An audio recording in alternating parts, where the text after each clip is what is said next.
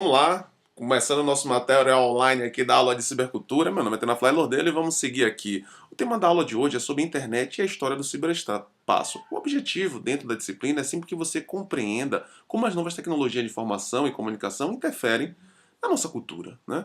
Então, seguindo aí nosso cronograma, nosso planejamento de aula, nós estamos na aula Internet e História do Ciberespaço. Seria a segunda aula. Veja que tem aqui os estudos independentes, você pode ver e ampliar seu conhecimento, que é sempre bom.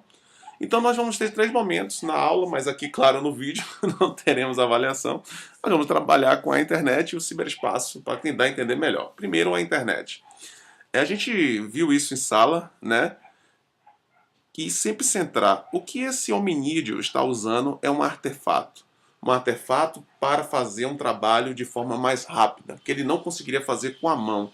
Então, lembrando um pouco de teoria da comunicação, McLuhan, as ferramentas são extensões do homem. A internet também é uma extensão do homem.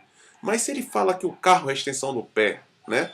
E aí, no caso do hominídeo, esse osso é a extensão da mão dele, do braço e da força que ele quer impor, qual seria a extensão da internet para o homem, né? Lembra que a gente falou na sala de aula que a internet é a extensão da mente, do pensamento. E aí, por isso, conexões, colaborações e tudo mais. Então, pegando um pouco da história da técnica, a questão da técnica, toda técnica, como aquele osso do hominídeo, ele tem uma relação direta entre a relação espaço-tempo. Então, toda técnica nos permite superar e também criar constrangimentos espaços temporais. Ficou difícil? Vamos traduzir.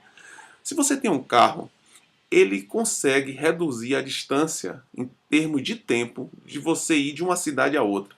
Se você fosse andando, demoraria mais. Então, você consegue vencer a questão do espaço-tempo a partir daquele artefato técnico que é o carro. Mas também cria problema. Quando todo mundo usa o carro, eu tenho os engarrafamentos, os congestionamentos. Então, toda a técnica, eles nos faz e permite superar constrangimentos espaços temporais, mas também os criam, né? Então a internet também tem várias coisas interessantes e vários problemas. Tecnologia, essa palavra surge do momento em que os artefatos técnicos se encontram com a ciência. Por isso, logia, o estudo da técnica. E mais para frente, a gente tem um outro termo muito importante que é sociedade da informação, que vem aí a abarcar todo esse desempenho tecnológico a partir das novas tecnologias que envolvem a sociedade. Uma sociedade que tem informação de forma abrupta e toda hora alguém está colocando informação nova. E aí a gente brincou em sala de aula, por que, que não é conhecimento e é informação? Informação é porque eu tenho muito dado disponível, eu posso ter acesso a essas informações, mas eu não estou gerando necessariamente conhecimento, eu não estou mudando uma forma de pensar, eu não estou rompendo com a tradição. Então, o conhecimento é uma coisa muito mais profunda. Então, cibercultura, a gente vai ver mais à frente, importante como grande parte dos artefatos culturais, livros digitais e tudo mais, começaram a entrar nesse novo ambiente de conectividade que é o ciberespaço, onde se realiza a cibercultura. Uma mudança, com certeza, da época industrial para essa nova era do capital informacional. Então, tecnologia é mais que um instrumento, é uma lógica. Isso é uma sacada fenomenal. Não é só o hominídeo estar com o osso na mão. A partir dali, ele começa a pensar um mundo diferente. Quando você tem um Google na mão e você quer saber uma coisa, você não pergunta, né? Você vai direto no Google. Então, mais do que um instrumento para superar constrangimentos espaço-temporal, eu imponho uma nova lógica social. Então, vamos só recuperar aqui. Tecnologia é mais que um instrumento, é uma lógica que reconfigura o sistema, porque muda mesmo a forma de fazer as coisas, como os sistemas produtivos da notícia e no telejornalismo, só um exemplo, na publicidade também. Sua relação com a sociedade depende da adoção social da mesma. Então, eu estou dizendo que as novas tecnologias, ela mudam as formas de o publicitário trabalhar, o cara do marketing trabalhar, a relação do cliente, né, com o produto em si. Ele compra um produto, ele comenta, ele joga na internet. Ele solicita o produto, ele compra pela internet. No caso das redações, eu tenho a questão da coparticipação do leitor usuário ou do telespectador usuário. Então, realmente muda a forma de produzir e se relacionar com a informação e com os anúncios, certo? Seja ele a informação de um anúncio ou a informação noticiosa no jornalismo. Mas também depende como as pessoas adotam isso. Às vezes as pessoas lançam um tipo de tecnologia que não há adoção social, então fica difícil usar ela. Seja ela na redação, seja ela dentro de uma agência. Depende muito disso, de adotar essa tecnologia, como a sociedade vai usar isso. A sociedade e os agentes sociais podem controlar os efeitos dos processos tecnológicos. Isso é um alívio, né? Graças a Deus que não vem de outro planeta. Nesse sentido, as relações sociais e tecnológicas é uma construção em movimento, possível de representações e perspectivas ideológicas. Não é possível pensar que a internet está fora de ideologia. A gente vê as eleições aí de forma lamentável, os posicionamentos, a falta de diálogo. Quero nem entrar nesse mérito aí, porque é um nó górdico do brasileiro, né? Isso aí não é de agora, ele só amplificou na internet. A tecnologia é, de algum modo, um subproduto de um processo social determinado por outras circunstâncias e fatores, que só adquirem sua condição efetiva quando utilizada com a finalidade que já estava relacionada aos processos sociais conhecidos e tecnologias precedentes configurando-se como lógica. Veja só, no seu desktop do seu computador não tem uma lixeira. Não faz nenhum sentido para o computador ter uma lixeira ali. Mas como ele fala aqui de que essa lógica da tecnologia ela é baseada em estruturas precedentes, né, a processos que você já conhece, então eu preciso de um elemento cultural que seja reconhecido por todos para dizer que ali é onde você descarta os arquivos. Eu não tenho como jogar um arquivo digital numa lixeira, não faz nem sentido. Mas adotou-se e acabou por ser um elemento reconhecido da nossa cultura, faz sentido, né? Mas dentro do computador não faz sentido nenhum. Dessa forma, a tecnologia, a adoção e os usos são uma questão de prática social, que coloca a tecnologia como causa, sendo possível modificar ou controlar os efeitos da mesma. Então, graças a Deus, aí pegando o William Hammond, é um marxista que eu realmente gosto muito, tem poucos, o Gramsci, o William Hammond e o Thompson, e aí fechou para mim. Vamos lá. A lógica da guerra de texto. Nós brincamos na sala. É bom lembrar que aqueles arquivos que aquele texto, os dois textos que eu passei para vocês, já estão valendo e ele vai ajudar você nas avaliações que vem na frente, tá? Então, só pegando um pouco daquela guerra de texto, a gente falou que durante a década de 60, 70 do século passado, tinha uma guerra, né, fria, uma luta ideológica. Você vê que como a internet é imbuída da ideologia, porque ela já nasce nesse celeiro, né, da ideologia. Foram utilizados 4,455 bilhões de dólares, não sei nem fazer um cheque desse. Uma parte desse recurso foi utilizada para desenvolver um sistema de informação de troca de dados.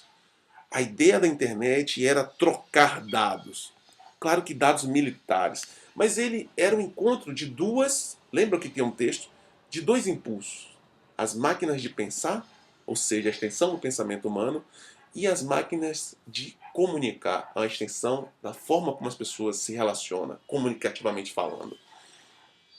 E eu tive a chegada de uma lógica totalmente digital dentro de um mundo que era analógico. E a gente ainda tem esse conflito.